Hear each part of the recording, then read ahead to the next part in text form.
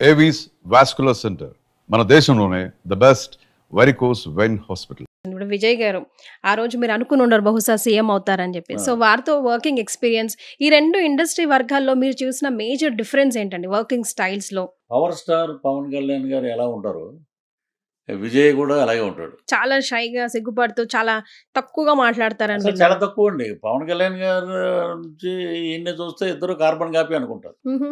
ఆయన ఫస్ట్ నేను 'beast' cinema చేసినప్పుడు, బీస్ట్ సినిమా. ఆ సైకియాట్రిస్ట్ క్యారెక్టర్ ఎవరు చేస్తానంటే పృథ్వీ గారు అంటే, "సార్ ప్లీజ్ కమ్" అని కూర్చోబెట్టి మాట్లాడి, ఆ షూటింగ్ పక్కన పెట్టేసాం. హ్మ్. ఆయన మాట్లాడి పావు తక్కువ 12కి షాట్ చేసామండి ఒకటి. హ్మ్. బ్రేక్ తర్వాత 2 షాట్లు చేశారు. తర్వాత రేపు చేద్దాం కంగారేముంది, అన్నతోటి రేపు చాలా మాట్లాడాలి నేను. అంత జోవియల్‌గా ఉండే మనిషి అండి. హ్మ్. సో, ఆయన ఫస్ట్ నుంచి నాకు ఇప్పుడు అర్థమవుతుంది. హ్మ్. College students especially male and female doctors, lawyers, police అఫీషియల్లు, those who are interested in politics వీళ్ళందరూ హ్మ్. ఒక 1000 మంది, 500 మంది ప్రతిరోజు షూటింగ్ దగ్గరకొచ్చి కలిసేవారు. హ్మ్. ఈ పవన్ కళ్యాణ్ గారికి కూడా అంతేనండి. ఇక్కడ కూడా బయట టెంట్‌లేసి స్టూడియోలో ఆయన రెంట్ కట్టి, హ్మ్. వచ్చిన కార్యకర్తలందరిని అక్కడ పెట్టి గ్యాప్‌లో ఎళ్లి ఆయన మాట్లాడేవాడు. హ్మ్. ఈయన కూడా అలా గ్యాప్‌లో ఎళ్లి మాట్లాడి అన్నీ చేసినా ఏంటంటే అక్కడ సర్కమ్‌స్టాన్సెస్ రెండే పార్టీలు. Hmm. Whether DMK or AIADMK. ఈ యూత్‌కి అందరికి ఓటొచ్చింది ఫస్ట్ టైమ్. హ్మ్. సో, వాళ్ళు they decided we want change the government. మాకు ఎడ్యుకేషన్ కావాలి, హ్మ్. హెల్త్ కావాలి, ఎంప్లాయ్‌మెంట్ కావాలి. సో, మ్యాసివ్ విక్టరీ విజయ్‌కి. హ్మ్. అలాగే పనిచేస్తున్నాడు. ఇక్కడికొచ్చేటప్పటికి 100 రకాలుగా ఇక్కడ మ్యానిపులేషన్స్ ఉన్నాయి ఇక్కడ. ఆఫ్టర్ కాంగ్రెస్ అప్పుడు రామారావు గారు వచ్చారంటే, అది ఓన్లీ కాంగ్రెస్ మీద ఎవర్షన్ తోటి రామారావు గారు వచ్చేసారది. హ్మ్.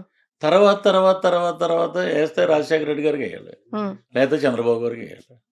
ఈ మధ్యలో వచ్చినట్టుగా కొన్ని జరిగిన ఇన్సిడెంట్ ద్వారా సో, ఎప్పుడైతే నేను బాగా నమ్ముతానండి. హ్మ్. 89%, 90% రాత్రి 2ంటికేసానండి నేను ఓటు. హ్మ్. మొన్న 2024లో. హుహు. ఎప్పుడైతే మ్యాసివ్ పర్సెంటేజ్ వచ్చిందంటే, పీపుల్ వర్డిక్ట్ ఏంటంటే they want to change the government. హ్మ్. ఇప్పుడు వచ్చింది బానే ఉంది. ఫ్యూచర్ ఎలా ఉంటదో చూడాలి. ఇప్పుడు మన పాలిటిక్స్‌గా మీరు చెప్పారు. నేనేమో ఆ! ఇండస్ట్రీ పరంగా అడిగా. ఇటు చిరంజీవి మెగాస్టార్ చిరంజీవి గారి నుంచి ఇప్పుడు యంగ్‌స్టర్స్ వరకు. ఇప్పుడొచ్చే యంగ్‌స్టర్స్ వరకు. ఇటు బోత్ తెలుగు అండ్ తమిళ్‌లో మెగాస్టార్‌లతో పాటు యంగ్‌స్టర్స్‌తో కూడా వర్క్ చేశారు కదా! వాళ్ళ వర్కింగ్ స్టైల్‌లో ఇప్పుడు మొత్తం మారిపోయిందండి. టెక్నాలజీ హై స్పీడ్‌లో వెళ్తా ఉంది. సో, వాళ్ళకి ఈ జెన్‌జీ బ్యాచ్ తగ్గట్టు మనల్ని మనం మార్చుకోవాల్సిన పరిస్థితొచ్చింది. సో, దానికి సంబంధించి ఒక సీనియర్ ఎక్స్‌పీరియన్స్ పర్సన్‌గా ఏం చెప్తారు? ఇప్పుడు చేస్తున్నారు గదండీ! చిరంజీవి గారు ఆ స్పీడ్‌కి తగ్గట్టే చేస్తున్నారు. ఆయన 4 గంటలేసి ఆయనే జిమ్ చేస్తున్నాడు. ఇప్పుడు హ్మ్. అక్కడ 'విక్రమ్' సినిమాకి కమల్ హాసన్ గారు ఎంత కష్టపడ్డారో, హ్మ్. ఆయన అంతకన్నా ఎక్కువ చిరంజీవి గారు కష్టపడుతున్నారు. హ్మ్. మన దగ్గరికొచ్చేటప్పటికి మెగాస్టార్ చిరంజీవి గారి ఇమేజు, ఆయన గత ట్రాక్ రికార్డ్ అవన్నీ చూసి, హ్మ్. ఆయనకి తగ్గట్టు ఉన్న క్యారెక్టర్‌ని, ఆయనకు తగ్గట్టు ఉన్న విధంగా హీరోని డిజైన్ చేయాలి.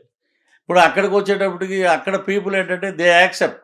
హ్మ్. వెదర్ కమల్ హాసన్ విత్ ఇంత పెద్ద బియర్డ్ ఉన్నా, కమల్ హాసన్ వేరే రకంగా ఉన్నా యాక్సెప్ట్ చేస్తారు. హ్మ్. సో, ఇక్కడ అలాగా మనకి కుదరదు. మనకేంటంటే హీరో మెగాస్టార్ చిరంజీవి గారు అప్పుడెలా ఉన్నారు? 'ఘరానా మొగుడులో' ఇప్పుడు అలాగే ఉన్నాడండి ఆయన. ఆయన అవును. సీక్రెట్ ఏంటో అసలు ఎవరికీ తెలీదు. మరి ఆయన ఎంత మెయింటైన్ చేస్తున్నారంటే ఎంత త్యాగాలు చేసి ఉండాలండి హ్మ్. ఫుడ్ విషయంలో. హ్మ్.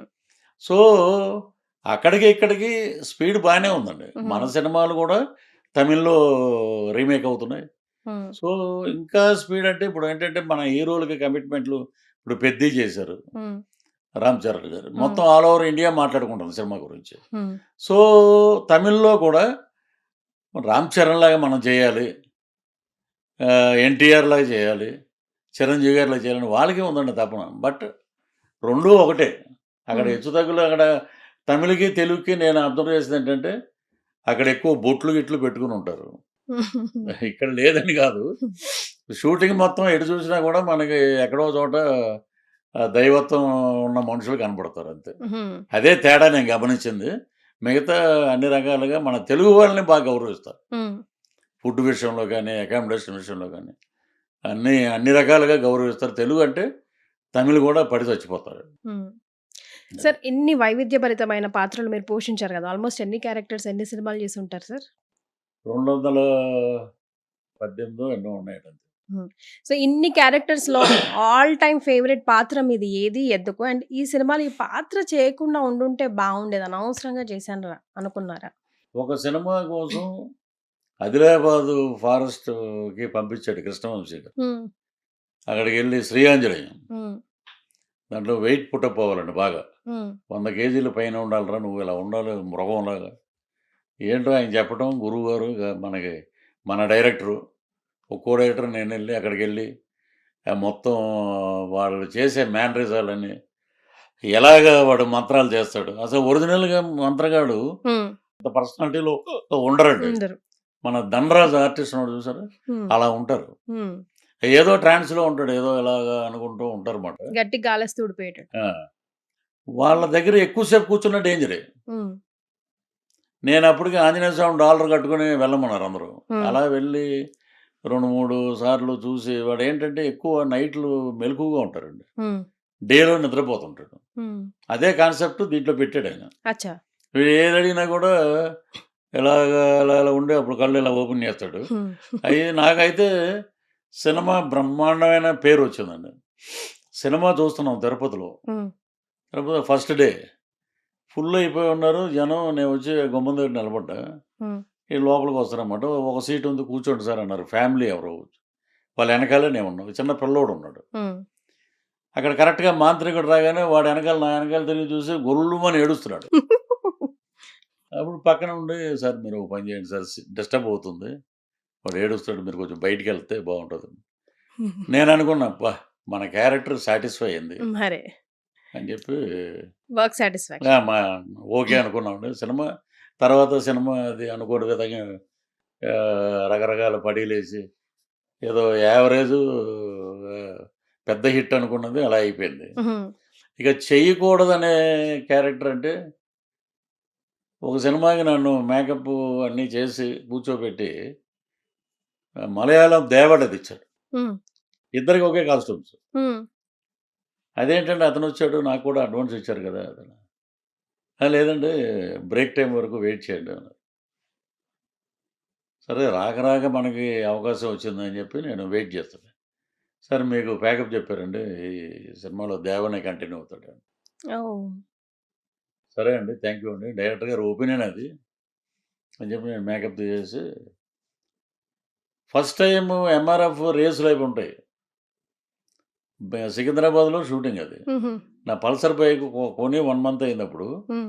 దాంట్లో నేను ఎక్కితే ఒక 10 నిమిషాల్లో నేను కృష్ణానగర్‌లో ఉన్నానండి నా రూమ్‌లో. హ్మ్. అంటే అంత అంత స్పీడ్. కోపం, అంత ఎవర్షన్. నెక్స్ట్ డే ఫోన్ చేశారు మళ్ళీ. హ్మ్. "దేవా నువ్వు సూట్ అవ్వట్లేదండి. మిమ్మల్నే రమ్మన్నారండి." హ్మ్. నేను చేయనండి. చేయననేసారు. నేను చేయను. హ్మ్. నాకు ఆ డైరెక్టర్ నచ్చలేదండి. నేను చేయనండి. హ్మ్. అలాగా. ఒకటి వచ్చింది కూడా వద్దనుకున్నాను. ఇది ప్రేమించిన క్యారెక్టరు. హ్మ్. ఇది పెద్దగా ఆడకపోతే అక్కడ ఒక డిసప్పాయింట్‌మెంట్. హ్మ్. అలా జరిగింది.